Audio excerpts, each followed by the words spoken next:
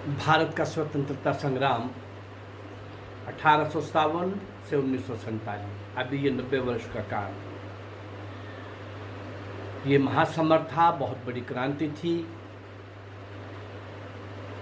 बहुत बड़ा होने के बाद भी बहुत पूरी तरह से सफल नहीं हुआ, ये एक अलग विषय है, परंतु उसका एक अपना महत्व था, भारतीयों के लिए भी और अंग्रेजों के लिए भी। आज मैं जिस महान नायिका का चरित्र आपके सामने रखने जा रहा हूँ, बहुत सारे नायक और नायिकाएं वो मैंने आपके सामने लाने का प्रयास किया है जिनको इतिहास में स्थान ही नहीं मिला, कोई नहीं जानता, और किस प्रकार से वीरता के साथ, हिम्मत के साथ, साहस के साथ, कमिटमेंट के साथ, पूरी तरह से समर्पित होकर के भारत माँ की स्वतंत्रता के लिए क्या क्या काम किया उन लोगों ने। और उन लोगों को अगर मैं आप लोगों के सामने लाने का प्रयास कर रहा हूँ, मैं तो ये सब करते हुए प्रसन्न हूँ, संतुष्ट हूँ, कुछ कर पा रहा हूँ, आप तक दूर दूर तक ये पहुँचा पा रहा हूँ। आज के इस समाज के ऊपर ये बहुत बड़ा दायित्व है कि वो अपने उन क्रांतिकारियों को, वीर सपूतों को, उन देशभक्तों को, उन पूर्वजों को स्मरण रखे, याद करेंगे, उनको श्रद्धांजलि भी हो जाएगी और लोगों तक ये मैसेज जाएगा कि आज़ादी दो लोगों ने नहीं लेके दी। उस समय एक जो मंच बना था, उस मंच के साथ आम आदमी जुड़ते थे, लेकिन आज़ादी कांग्रेस ने लेके दी, ये भी बहुत बड़ा भ्रम होगा, बहुत बड़ा भ्रम होगा, बहुत बड़ा भ्रम होगा। जो हिम्मत साहस वाला वीर पुरुष था, बुद्धिमान था, अच्छा लेखक था, क्रांतिकारी था, देश विदेश में सर्वस्व आखिर तक लुटाने वाला था, वो सब कांग्रेस से अलग हो चुके थे, होते चले जा रहे थे। 42 का क्विट इंडिया मूवमेंट कांग्रेस का, वो भी असफल हो गया था। सुभाष चंद्र बोस के अनथक प्रयासों के द्वारा सारे विश्व का ध्यान आजाद हिंद सेना की तरफ ना आकर्षित किया होता और उनसे प्रेरणा लेकर के आखिरी आघात हमारी नेवी ने रिवोल्ट न किया होता, और अंग्रेज़ों को पता चल गया था कि इसके बाद एयरफोर्स और इन्फेंट्री सब लोग कभी भी रिवोल्ट कर सकते हैं और हम कुछ लोग नहीं बच पाएंगे। भागने की, जाने की तैयारी अगर उनकी हो रही थी अंदर अंदर से, लेकिन बाहरी रूप क्या था उनका? डराओ, धमकाओ, टेरर क्रिएट करो, शक्तियाँ करो, बहुत ज़्यादा अत्याचार करो, भय से, डर से आक्रांत हो जाए, सुन्न हो जाए, खामोश हो जाए, चुप हो जाए। कोई भारतीय अगर बोलेगा तो हम जुबान काट देंगे, उठाएगा सर तो कलम कर देंगे, हिलेगा तो सीचों में बंद कर देंगे। इस सारे के अंदर आज मैं जिस नायिका का आपके सामने लाने वाला हूं, कानपुर से 25 मील दूर गंगा का किनारा, बिठूर नाम का स्थान। ये स्थान कैसे हमारे लिए तीर्थ स्थल है? प्रभु राम से ये जोड़ा जाता है। प्रभु राम ने जब सीता को जंगल में छोड़ने के लिए बोला था, ये कथा सबको पता है, तो लक्ष्मण जी कहाँ छोड़ के आए थे? बिठूर के इन्हीं जंगलों में। और वहाँ कौन थे? वाल्मीकि ऋषि, मनीषी, महर्षि, उनके आश्रम में। वहीं पर लव और कुश का भी जन्म हुआ था। बिठूर का इन कारणों से तीर्थस्थल कहलाना ये तो था ही था, परंतु एक और महानायक, 1857 की क्रांति के सूत्रधार, जिनके सामने सारी कल्पना थी, विजन था, मिशन था, और साधारण वेश में रहते थे, सरल रहते थे, और दुनिया के अंदर वो थे भी, लेकिन इसी नाम से पता था कि वो सज्जन है, सरल है, शरीफ हैं, दयालु हैं, लेकिन वो कितनी बड़ी क्रांति के सूत्रधार थे।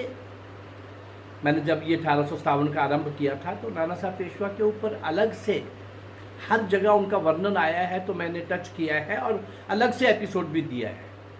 परंतु आज चूंकि एक नायिका का वर्णन करने जा रहे हैं, तो नाना साहब पेशवा का घर भी बिठूर में, वहीं पर इनका भवन, वहीं पर इनका भवन। 1857 की क्रांति कुछ अब ढीली पड़ गई थी, अंग्रेजों के अत्याचार दोबारा से शुरू हो गए थे, क्रांति कुछ देर के लिए थोड़ी बिखर गई थी। तो नाना साहब पेशवा ने वहाँ से बाहर जाकर के फिर से सूत्रों को जोड़ने का काम, रीऑर्गेनाइज करने का काम, उन क्रांतिकारियों को पूरी तरह से फिर एक सूत्र में संगठित करने का काम, इसके लिए वो निकलना चाहते थे। लेकिन इस बीच में एक और डेवलपमेंट हुई थी। इसी क्रांति में कहीं ना कहीं कुछ अंग्रेज मारे गए थे और कुछ को कहीं और बुला लिया गया था। 204 अंग्रेज महिलाएं और उनकी संतानें, ये सब अंग्रेज लोग पेशवा को बोल रहे हैं, उस क्रांतिकारी के महानायक को किसी को पता ही नहीं क्या बोल रहे हैं। ये आपके भवन में रहेंगी, यहाँ बिठूर में, आप अच्छे सज्जन हैं, दयालु हैं और आप इनकी रक्षा करिए। क्रांतिकारी के महानायक नाना साहब पेशवा को अंग्रेज लोग अपनी महिलाओं की और संतानों की रक्षा के लिए बोल रहे हैं। भारतीय संस्कृति सभ्यता की जो विशेषताएं हैं उनका ध्यान में रखते हुए और पेशवा जी ने ये मान तो लिया, लेकिन अब वहाँ से निकलना भी था पूरी क्रांति को फिर से ऑर्गेनाइज करने के लिए। अब शुरू होता है उस महान नायिका का काम, इनकी बेटी मैना नाम की। और मैना को बोला, बिटिया मुझे तो जाना पड़ेगा यहाँ से बाहर, मैं तुम्हें यहाँ अकेला छोड़ना भी नहीं चाहता, सुरक्षित नहीं है और मुझे कितना समय लगेगा मैं कुछ कह नहीं सकता। लेकिन ये जो इन अंग्रेज महिलाओं संतानों को की सुरक्षा का दायित्व जो हम पर आया है वो भी तो हमको निभाना है। कमाल देखिए, दुश्मनों की महिलाएं और बच्चे रक्षा किससे करवा रहे हैं? नाना साहब पेशवा से। और नाना साहब पेशवा अपनी बेटी को क्या बोल रहे हैं? मैं तो जा रहा हूं पर मेरी कमिटमेंट है। कुछ भी लोग, भारतीय लोग गुस्से में आके, क्रोध में आके इनके ऊपर हमला ना करें। इनकी जब उन्होंने कहा कि रक्षा करनी है तो हमको करनी है। लेकिन बिटिया मैना, अब मैं तुम्हारे लिए कुछ सेवक छोड़ के जा रहा हूँ, रक्षक, सैनिक, वो तुम्हारी रक्षा करेंगे, ध्यान देंगे और तुमने इन 204 महिलाओं की और बच्चों की रक्षा करनी है। ये कह करके नाना साहब पेशवा वहाँ से निकले और जिन्होंने कहा कि पिताजी मैं आपकी बेटी हूँ, एक बहुत बड़े महान क्रांतिकारी की बेटी हूँ, आप निश्चिंत रहिए, इन सेवकों की भी मुझे ज़रूरत नहीं है, मैं इनकी रक्षा कर लूँगी। पर नहीं, एक पिता के नाते उन्होंने कुछ सैनिक वहाँ छोड़ दिए। नाना तो संपर्क हेतु निकल गए, नाना साहब पेशवा सब तरफ, आगे पीछे सब तरफ, जहाँ जहाँ क्रांतिकारियों का सफलता असफलता का जो भी इतिहास था उन सारे सूत्रों को जोड़ने लगे। और चूँकि वो एक बुद्धि कौशल्य था, उनका व्यवहार था, उनकी दूरदर्शिता थी, उनका बाहरी प्रभाव, अंदर का प्रभाव, अंदर से मजबूती, और इतने बड़े क्रांतिकारी के महानायक नाना साहब पेशवा दो तरह का रोल प्ले कर रहे हैं। एक, अंग्रेजों के साथ जो कमिटमेंट हुई है उसको निभाना है, और दूसरा, जिस क्रांति को अंग्रेजों ने असफल करने के लिए पूरा जोर लगा दिया है और अब आगे के लिए वो एक डर और भय का वातावरण खड़ा कर रहे हैं, मुझे फिर से वो सूत्र जोड़ने हैं। वो उधर निकलते हैं, इधर पीछे से अंग्रेज सैनिक आते हैं। उनको पता चलता है कि ये तो नाना साहब पेशवा, और तब तक पता चल चुका था कि नाना साहब पेशवा ही सारे महान क्रांति के सूत्रधार हैं। और वहाँ पहुँच गए बिठूर में, उस भवन में जहाँ वो रहते थे। तो मैना ने बताया कि भाई उन महिलाओं ने भी बताया कि बहुत देर से यहाँ से वो चले गए हैं, यहाँ नहीं है। लेकिन वो तो उनको पकड़ने के लिए आए थे। अब जब उनको ये भी पता चल गया उन महिलाओं से कि ये तो उनकी बेटी है, हालांकि वो नहीं चाहती थी कि जिस बेटी ने उनकी रक्षा की थी कि उन पर किसी प्रकार का कोई अत्याचार हो। बेटी के ऊपर हमला करने के लिए उन्होंने अपने अंग्रेज बच्चों को, महिलाओं को सेपरेट किया और उस भवन पर तोप के गोले बरसाने शुरू कर दिए। किस लिए? कि वो नैना पकड़ी जाए। नैना पकड़ी जाएगी, मैना पकड़ी जाएगी तो नाना साहब पेशवा के बारे में हम पता कर लेंगे, और भी कुछ क्रांतिकारियों के बारे में पता कर लेंगे। लेकिन जिस प्रकार से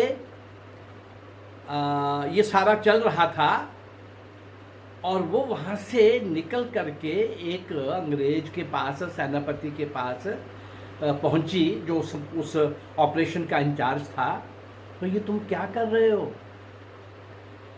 दुश्मनी तुम्हारी नाना साहब पेशवा से है ना, कि भवन से है? इस भवन को क्यों गिरा रहे हो जिसमें तुम्हारी इन सारी महिलाओं और बच्चों की इस भवन ने रक्षा की है और मैंने सेवा की है?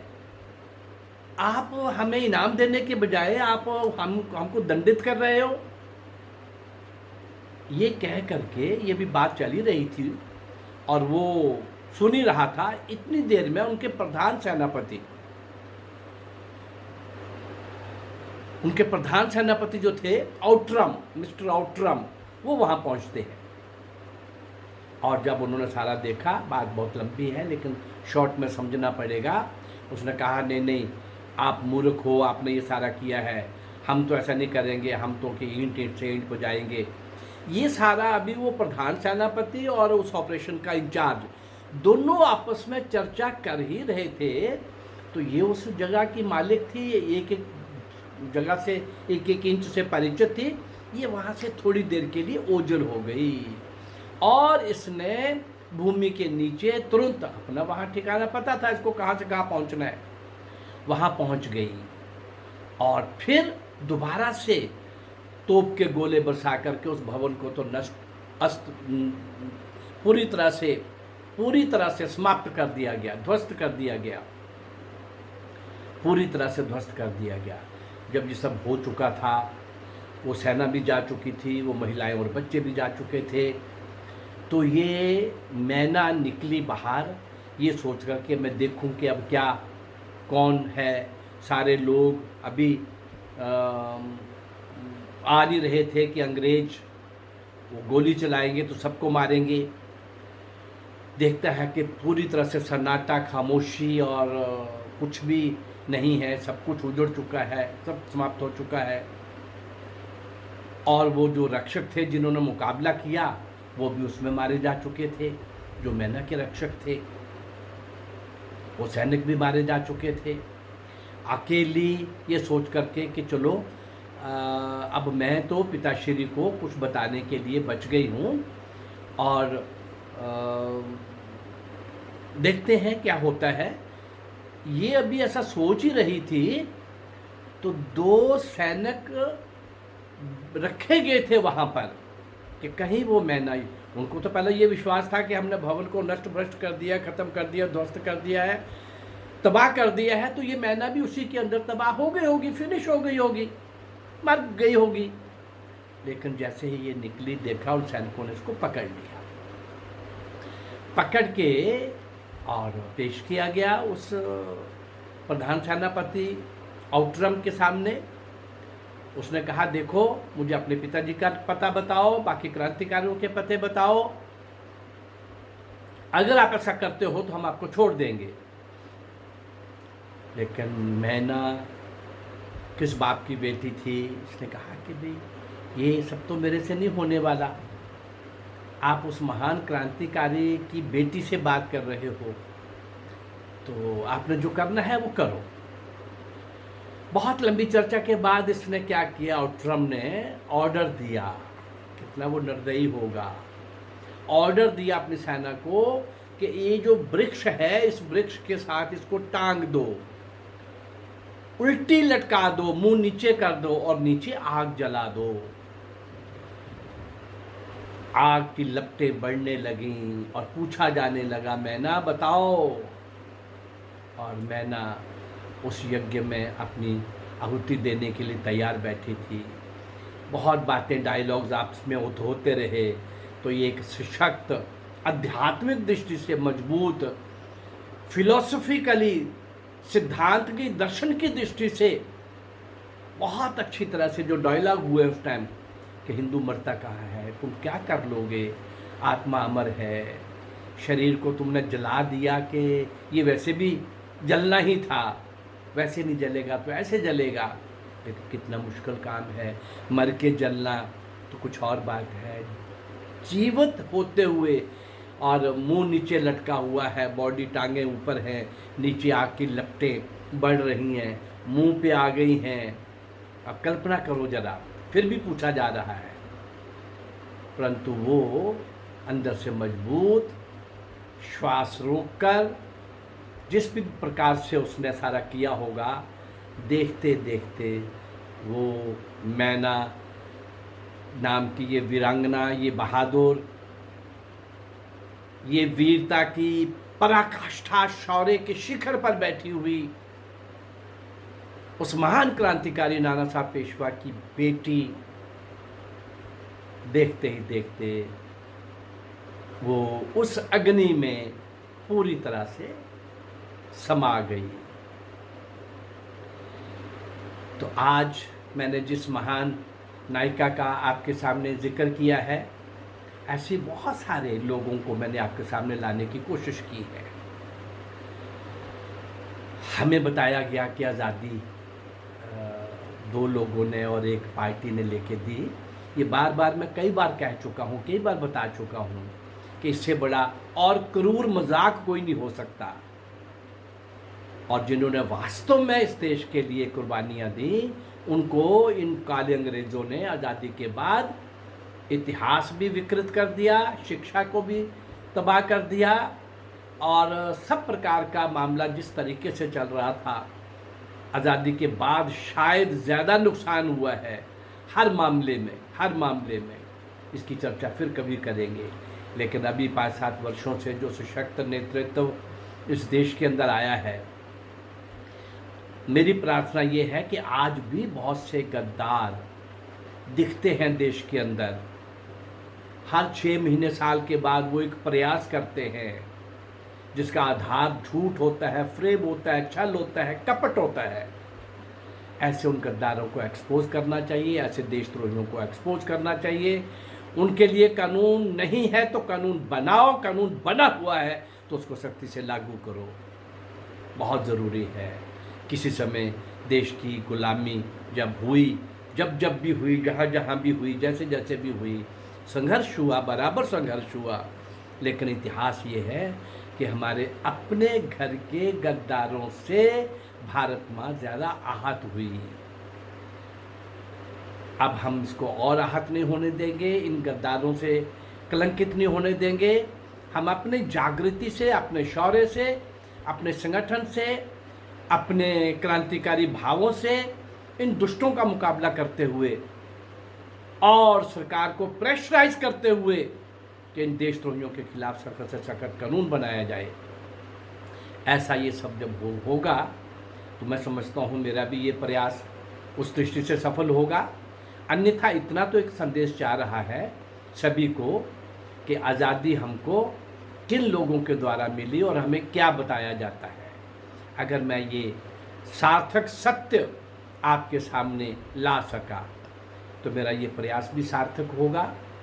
और मेरे इस प्रयास को अगर समझते हैं कि ये अच्छा है तो इस चैनल को लाइक करिए, सब्सक्राइब करिए और इसको आप शेयर करिए।